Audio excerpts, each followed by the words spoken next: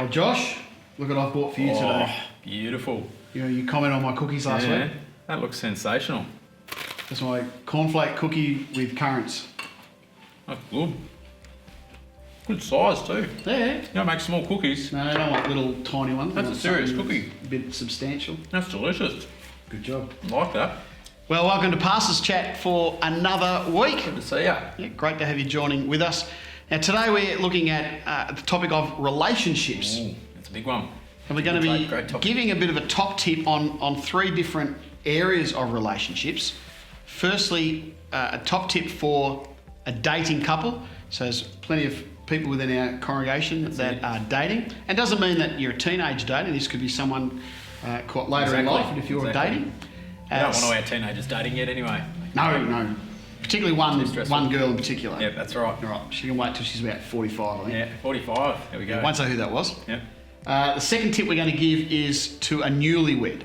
What's the top tip we would give to a newly married couple? A couple of weddings coming up in our young adults ministry, actually. Yes. Yeah, it's exciting. And the third tip we're going to give is someone who's in the same situation as me or Coley. So I've been married for 28 and a half years. Josh, how long have you been married now? 4 years now. Yeah, it feels like yesterday. I'm going to give a tip that relates to where we are at today. That's right. So let's start with our top tip for a dating couple. What's yours, Josh? Mine is learn each other's story. So that's basically learn about each other. So you might have met each other. It's like, for example, me and my wife met when we were early 20s.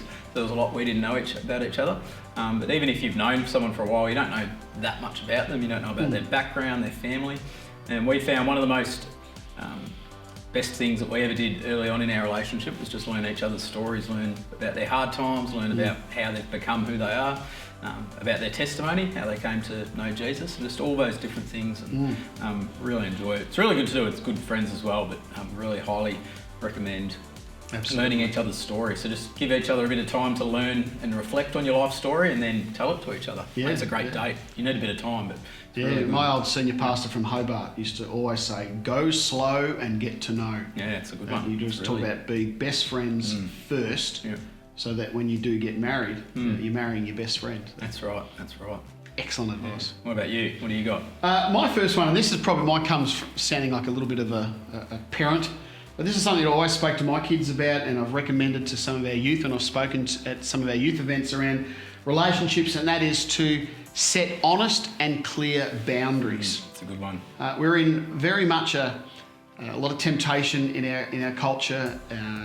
People that are trying to particularly follow biblical ethics and morality when it comes to dating and relationships. Now, they can be made out to feel like they're the odd one out and that. But if we want to honour God with our relationships, and say make sure as a couple that we personally make a decision.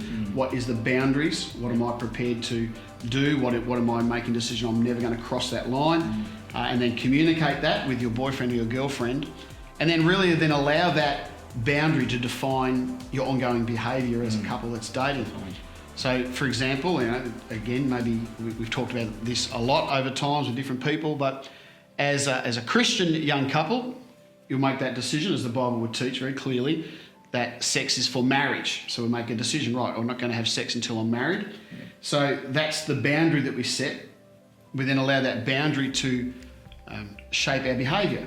So the behaviour might include things like, well, I'm not going to be in a compromising situation, perhaps being alone, if mum and dad had gone out and no one's in the house, or I'm not going to try to sneak into the house and be alone and get myself into a compromising situation. Or it might be, as a couple, we're going to decide we're not going to watch sort of a television show or a movie that's a fairly sexually charged one that's going to make the personal hormones do backflips and stuff like that. So it's just about making those boundaries, clearly identifying, communicating those boundaries with one another, and allow the boundary to then shape and mould our behaviour so we live by and protect that boundary. That's it. It's very important. And setting those boundaries with each other. I find sometimes one person will have a boundary and the others might not, so you've got to agree on it. It's very important. Absolutely, yeah. Well, our second tip is for newlywed. So if we were to give a tip to someone who's just got married, that's right. This isn't too far in the past for you. No, it doesn't seem like that long ago. Feels like for me it was a really long time ago.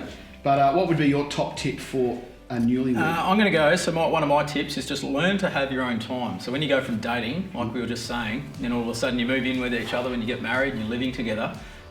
When you're dating, every time you see each other, you want to hang out with each other and you've got to do it. So when you first move out, it's almost like you're dating still. Like, oh, well, we've got to hang out with each other all the time. Yep. But then you realise you've got to have your own time. You've got to learn to relax. I remember when we first started living together, after we were married, it was a bit of adjusting, thinking, oh, I don't always have to be hanging out with you. And, you know, you have to have your own time to relax, your own time to do things, your own time to hang out with others. So just learning how to do that. And probably means talking about it a little bit, but having that discussion to know that, well, look, when's it okay for me to go and do this? And, you know, just that whole navigating living together. So the way I've just said is learn to have your own time. It demonstrates to me trust in the relationship. If there's a couple who, you know, say that the wife is never allowed to go and hang out with her girlfriends and things like that, you'd be sort of looking at that fella thinking, why not? Do you not weird, trust her? Or you got a weird problem in your jealousy or something? So.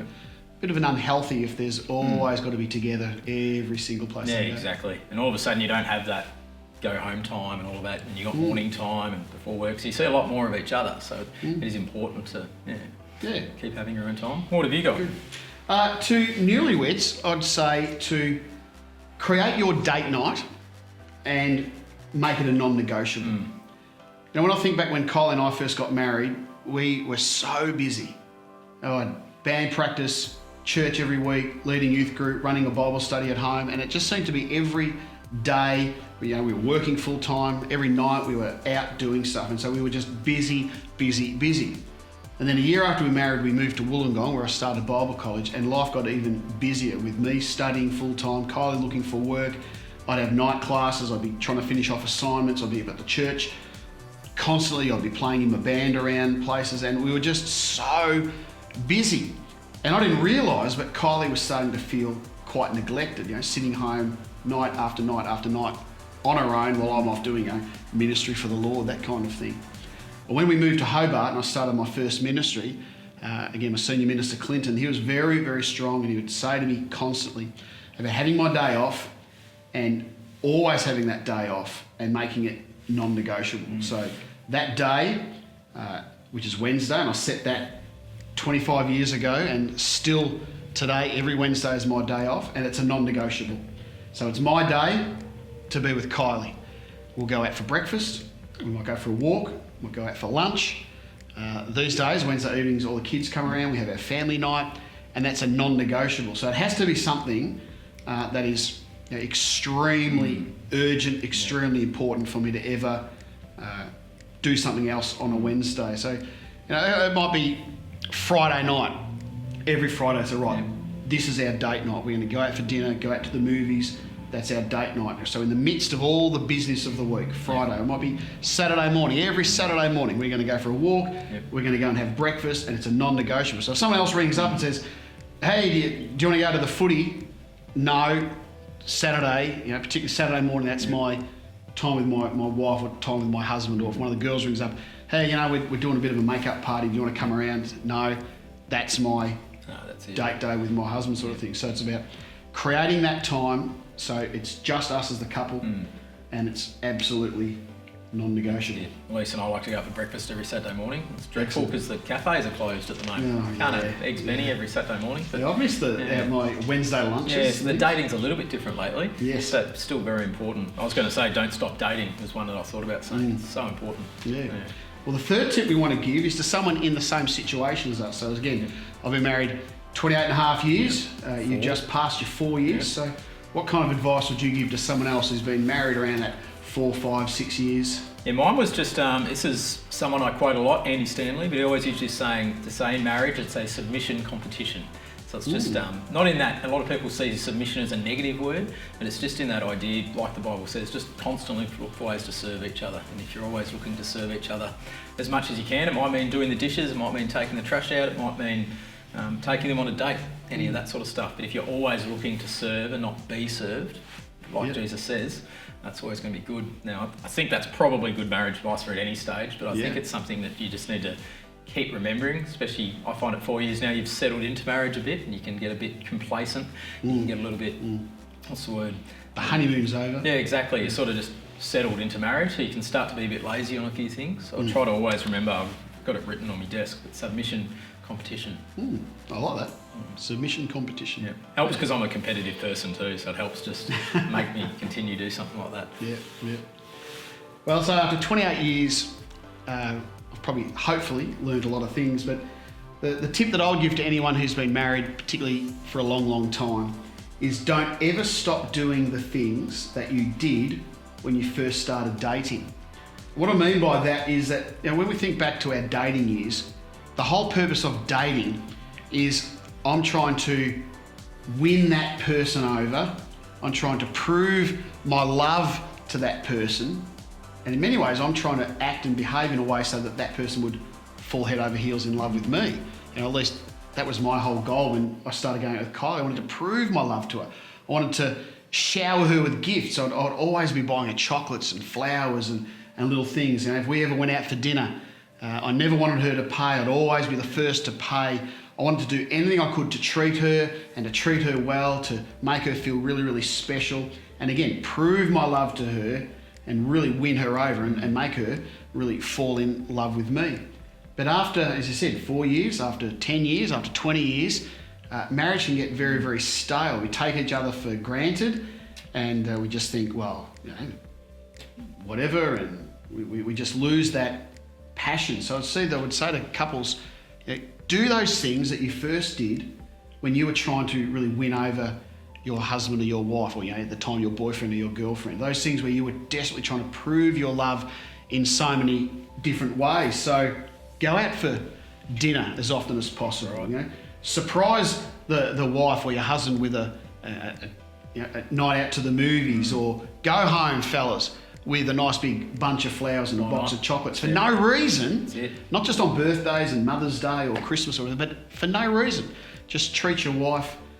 Wives, treat your husband in a really, really special way. I suppose another way to say it would be keep stoking the coals so that they're continuing to burn really strong and hot. Got to remain proactive, don't you? Absolutely.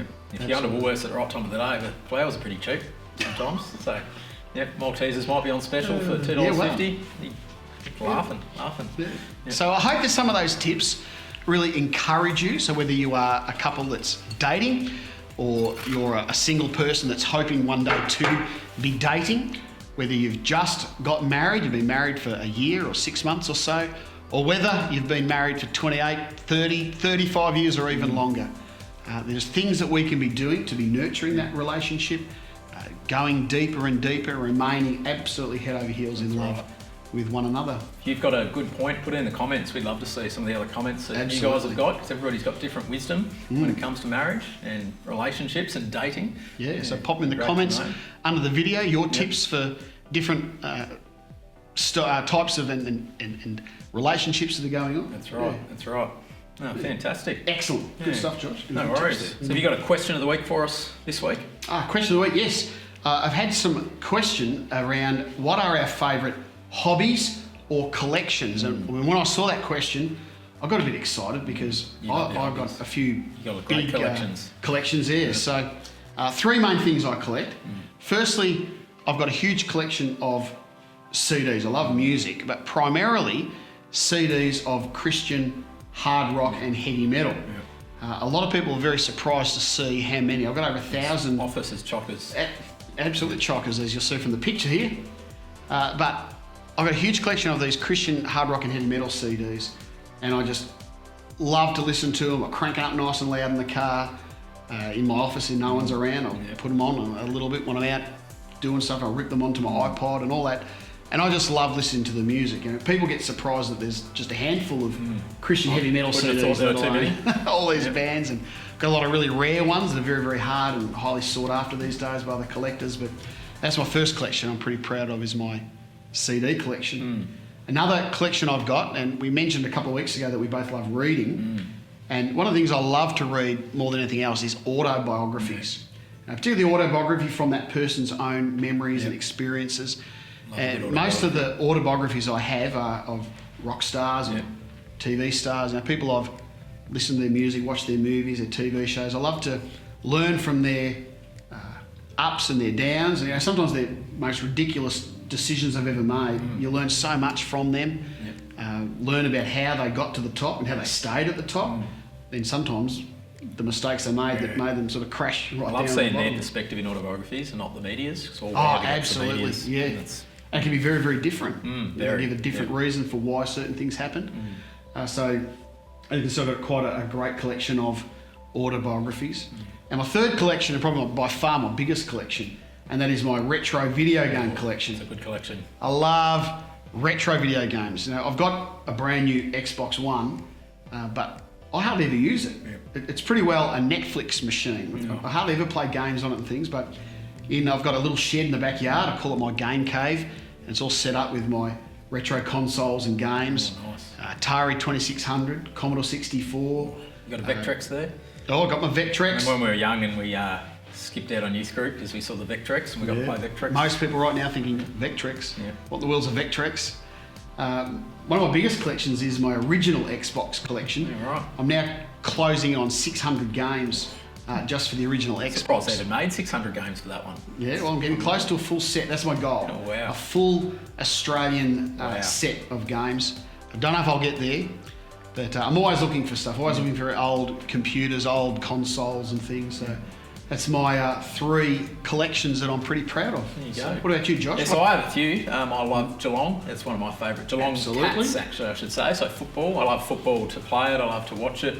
I love to collect stuff. So I've got all my Cats jerseys. I've got a lot of Cats memorabilia. Nice. I don't really have it out at the moment. I'm looking forward to one day having a shed and I can put all my Cat stuff up cat there. cave. Yeah, the cat that would be great. That's where I can watch the footy every week. So the Cats is probably something there. But apart from that, hobbies are probably more. I love playing Xbox. Something I've been able to do a lot more during the COVID time. So it's been really good to jump on and play Xbox. I'm not very good at it anymore, I think, because I had so many years off. Your son's a pro at the Xbox, but it's good just getting on and playing some Xbox with some others. And apart from that, I just love getting outside, playing different sports. Like cricket's a bit of fun. Went and played golf yesterday. So trying to get back into golf at the moment. Haven't played near enough, but probably just getting out and doing those sort of things are my hobbies.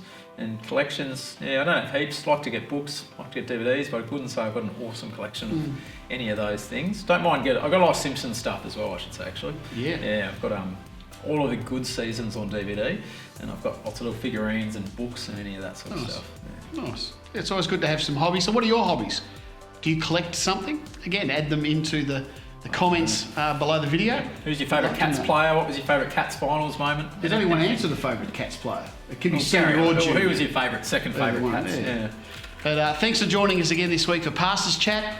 Thanks to those who are beginning to send in more and more questions of the week, so please continue again. If you've got a question, pop it in the comments. Text directly to either Coley or myself, but it's been great to be able to share with you again. So bless you in your relationships, and hope you're enjoying your hobbies and collections. That's right. We'll catch you soon. Yeah. These cookies are great. I'm glad you like it. Yeah, they're really good.